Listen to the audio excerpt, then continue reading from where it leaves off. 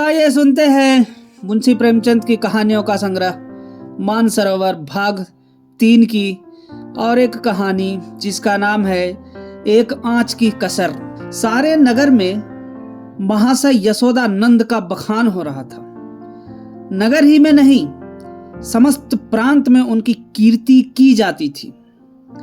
समाचार पत्रों में टिप्पणियां हो रही थी। मित्रों से प्रशंसापूर्ण पत्रों का तांता लगा हुआ था। समाज सेवा इसको कहते हैं। उन्नत विचार के लोग ऐसा ही करते हैं। महाशय जी ने शिक्षित समुदाय का मुख उज्जवल कर दिया।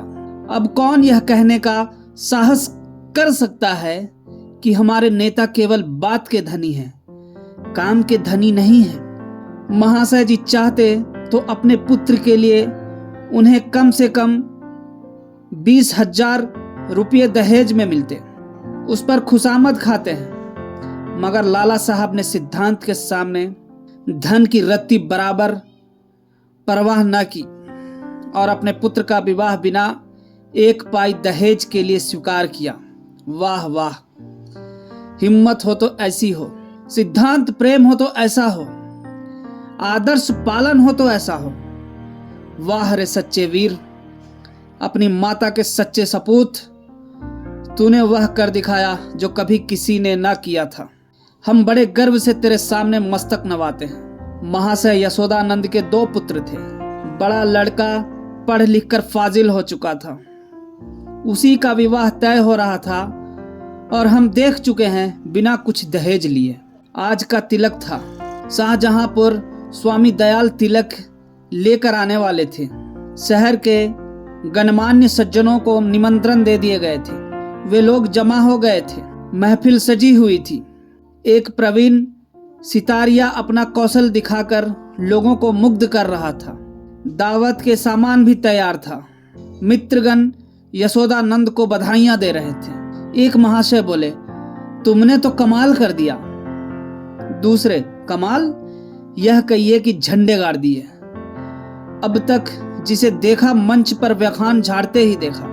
जब काम करने का अवसर आता था तो लोग दुम लगा लेते थे। तीसरे, कैसे कैसे बहाने गढ़े जाते हैं। साहब, हमें तो दहेज से सख्त नफरत है। यह मेरे सिद्धांत के विरुद्ध है, पर क्या करूं, बच्चे की अम्मी जान नहीं मानती।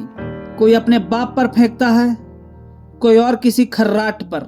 चौथे, अजी कितने तो ऐसे बेहया हैं जो साफ साफ कह देते हैं कि हमें लड़के को शिक्षा दीक्षा में जितना खर्च किया है वह हमें मिलना चाहिए, मानो उन्होंने यह रुपये किसी बैंक में जमा किए थे। पांचवे, खूब समझ रहा हूं आप लोग मुझ पर छींटे उड़ा रहे हैं। इसमें लड़के वालों का ही सारा दोष है या लड़की वालों का भी कुछ है? पहले, लड़की वालों का क्या दोष है सिवा इसके कि वह लड़की का बाप है? दूसरे, सारा दोष ईश्वर का जिसने लड़कियां पैदा की। क्यों? पांचवें, मैं यह नहीं कहता न सारा दोष लड़की वालों का है न सारा दोष लड़के वालों का है, दोनों ही दोषी है। अगर लड़की वाला कुछ ना दे तो उसे यह शिकायत करने का कोई अधिकार नहीं है कि डाल क्यों नहीं लाए, सुंदर जोड़े क्यों नहीं लाए, बाजे गाजे पर धूमधाम के साथ क्यों नहीं आए, बताइए। चौथे, हाँ, आपका यह प्रश्न गौर करने लायक है। मेरी समझ में तो ऐसी दशा में लड़के के पिता से यह शिकायत न होनी चाहिए। पांचवे, तो यूं कहिए कि दहेज की प्रथा के साथ ही डाल, गहने और जोड़ों की प्रथा भी त्याज्य है। केवल दहेज को मिटाने का प्रयत्न करना व्यर्थ है। यशोदानंद, यह भी लेम एक्सक्यूज है। मैंने दहेज नहीं लिया है, लेकिन क्या डाल गहने न ले जाऊंगा? पहले, महाशय आपकी बात निराली है। आप अपनी गिनती हम दुनिया वालों के साथ क्यों करते हैं? आपका स्थान तो देवताओं के साथ है। दूसरा, 20,000 की रकम छोड़ दी, क्या बात है? यशोदानंद, मेरा तो यह निश्चय है कि हमें सदैव प्रिंसिपल पर स्थिर रहना चाहिए। प्रिंसिपल के सामने मनी की कोई वैल्यू नहीं है। दहेज की कुप्रथा पर मैंने खुद कोई व्याख्यान नहीं दिया। शायद कोई नोट तक नहीं लिखा। हाँ, कॉन्फ्रेंस में इस प्रस्ताव को सेकंड कर चुका हूं। मैं उसे तोड़ना भी चाहूं तो आत्मा न तोड़ने देगी। मैं सत्य कहता हूं, यह रुपये लूं तो मुझे इतनी मानसिक वेदना होगी कि शायद मैं इस आघात से बच ही ना सकूं। 5वें, अब की कॉन्फ्रेंस आपको सभापति न बनाए तो उसका घोर अन्याय है। यशोदानंद, मैंने अपनी ड्यूटी कर दी, उसका रिकॉग्निशन हो या ना हो मुझे इसकी परवाह नहीं। इतने में खबर हुई कि महाशय स्वामी दयाल आ पहुंचे। लोग उनका अभिवादन करने को तैयार हुए।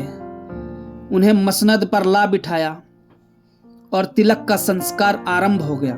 स्वामी दयाल ने एक ढाक के पत्तल पर नारियल, सुपारी, चावल, पान आदि वस्तुएं वर के सामने रखी। ब्राह्मणों ने मंत्र पढ़े, हवन हुआ और वर के माथे पर तिलक लगा दिया। तुरंत घर की स्त्रियों ने मंगलाचरण गाना शुरू किया। यह महफिल में महाशय यशोदानंद ने एक चौकी पर खड़े होकर दहेज की कुप्रथा पर व्याख्यान देना शुरू किया। व्याख्यान पहले से लिखकर तैयार कर लिया गया था। उन्होंने दहेज की एक ऐतिहासिक व्याख्या की थी। पूर्व काल में दहेज का नाम भी ना था।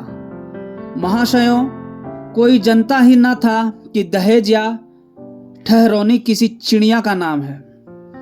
सत्य मानिए, कोई जानता ही ना था कि ठहरौनी है क्या चीज।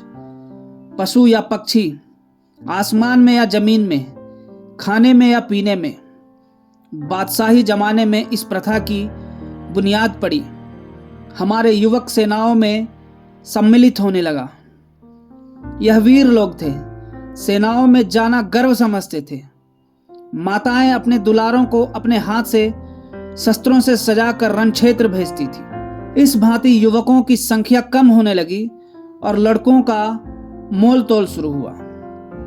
आज यह नौबत आ गई है कि मेरी इस तुच्छ महातुच्छ सेवा पर पत्रों में टिप्पणियां हो रही है, मानो मैंने कोई असाधारण काम किया है।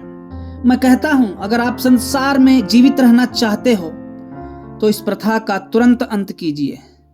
एक महाशय ने शंका की, क्या इसका अंत किए बिना हम सब मर जाएंगे? यशोदानंद, अगर ऐसा होता है तो क्या पूछना था, लोगों को दंड मिल जाता और वास्तव में ऐसा होना चाहिए।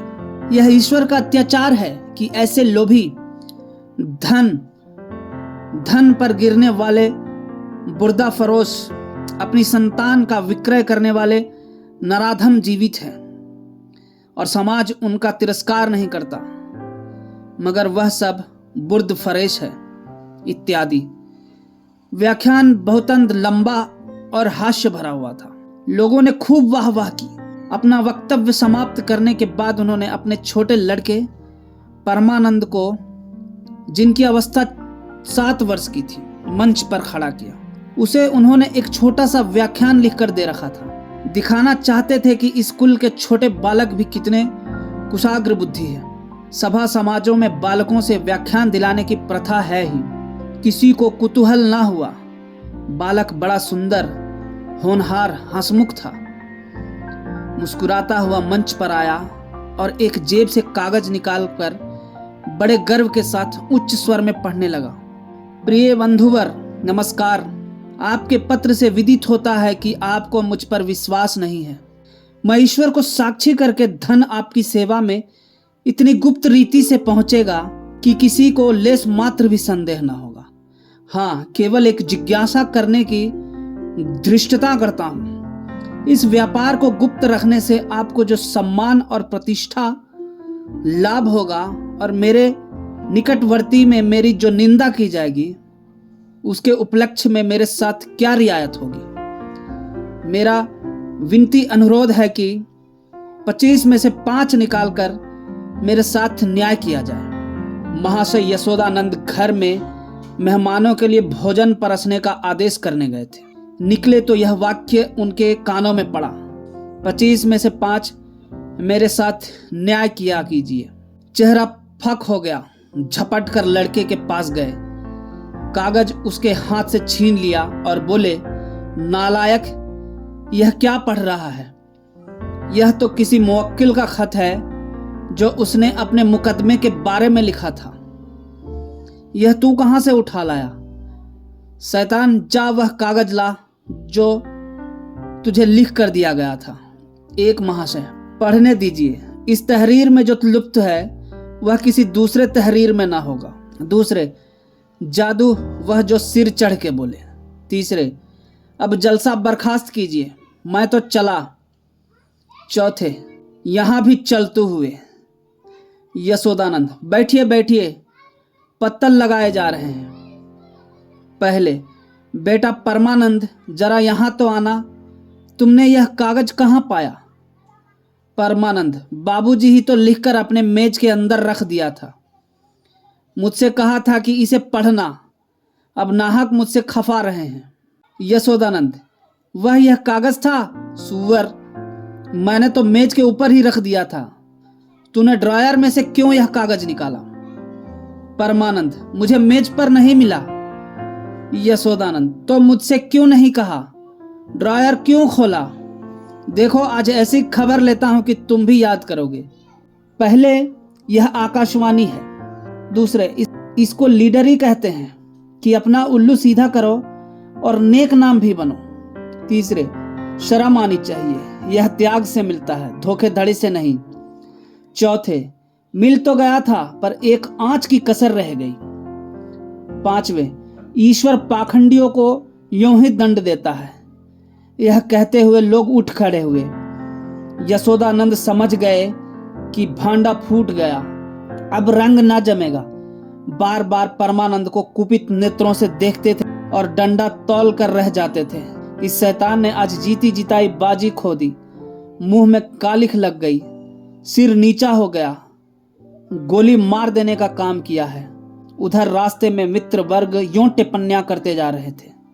एक ईश्वर ने मुंह में कैसी कालिमा लगाई कि हयातदार होगा तो अब सूरत न दिखाएगा। दूसरा, ऐसे ऐसे धनी मानी विद्वान लोग ऐसे पतित हो सकते हैं, मुझे यही आश्चर्य है। लेना है तो खुले खजाने लो, कौन तुम्हारा हाथ पकड़ता है? यह क्या कि माल चुपके चुपके उड़ाओ और यश भी कमाओ। तीसरा, मक्कार का मुंह काला। चौथा, यशोदानंद पर दया आ रही है। बेचारे ने इतनी धूर्तता की, उस पर भी कलई खुल ही गई, बस एक आंच की कसर रह गई। धन्यवाद।